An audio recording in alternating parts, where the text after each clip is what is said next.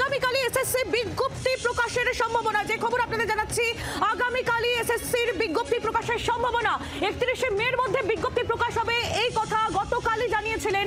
এই বিজ্ঞপ্তি প্রকাশের কথা জানিয়েছিলেন মুখ্যমন্ত্রী মমতা বন্দ্যোপাধ্যায়। আর এবার যে খবর পাওয়া যাচ্ছে, গেজেট নোটিফিকেশনের পরে বিজ্ঞপ্তি প্রকাশ হবে এবং তার সম্ভাবনা রয়েছে আগামীকালই এসএসসির বিজ্ঞপ্তি প্রকাশের সম্ভাবনা। 31শে মের মধ্যে বিজ্ঞপ্তি প্রকাশ করা হবে, এই কথা আগেই জানিয়েছিলেন মুখ্যমন্ত্রী মমতা বন্দ্যোপাধ্যায়। আর এবার যা জানা যাচ্ছে, আগামীকালই বিজ্ঞপ্তি প্রকাশের সম্ভাবনা। শ্রেয়সী গঙ্গোপাধ্যায় আমাদের প্রতিনিধি, আরো বিস্তারিত জানাবেন। শ্রেয়সী, একেবারে যে খবর পাওয়া যাচ্ছে যে আগামীকালই কিন্তু যাতে বিজ্ঞপ্তি প্রকাশিত হয় তার জন্য কিন্তু যাবতীয় তোড়জোড় ইতিমধ্যেই শুরু হয়েছে।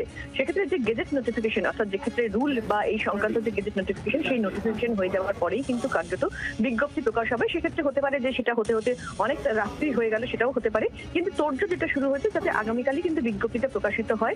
আগামীকাল সেক্ষেত্রে সকালের দিকে না হলেও পরের দিকে সেকেন্ড হাফে যাতে বিজ্ঞপ্তি প্রকাশ করা যায়, সেই একটা তোড়জোড় কিন্তু ইতিমধ্যেই শুরু হয়েছে। আমরা জানি যে গতকালই মুখ্যমন্ত্রী বলেছিলেন যে 31শে মের মধ্যে বিজ্ঞপ্তি প্রকাশ হবে। তবে তিনি এটাও কিন্তু বারে বারে বলেছেন যে বিজ্ঞপ্তি প্রকাশ হওয়া মানেই কিন্তু যে শুধুমাত্র এই সিলেকশন প্রসেসের দিকে সরকার চোখ রাখছে, রিভিউর দিকে সরকারের কোনো মনোযোগ নেই, তা কিন্তু নয়। বরঞ্চ রিভিউ পিটিশনটা যেটা সরকার ফাইল করেছে, যেখানে সকলের যাতে চাকরি থাকে, সেইটার উপরে কিন্তু সরকার বিশেষভাবে নজর দিচ্ছে। ভালো লয়ার দেওয়া হয়েছে, কিন্তু এই বিজ্ঞপ্তি প্রকাশিত হচ্ছে যেহেতু সুপ্রিম কোর্টের যে নির্দেশ আছে, সেই নির্দেশকে মান্যতা দিতেই কিন্তু এই বিজ্ঞপ্তি প্রকাশ করা হচ্ছে। তবে সরকারের কিন্তু নজরও থাকবে, কিন্তু মূল নজর যেটা থাকছে সেটা হচ্ছে রিভিউ পিটিশনের উপরে, যেখানে সকলের যাতে চাকরি থাকে সেই বিষয়টা নিয়ে কিন্তু সরকার আবেদন করেছে।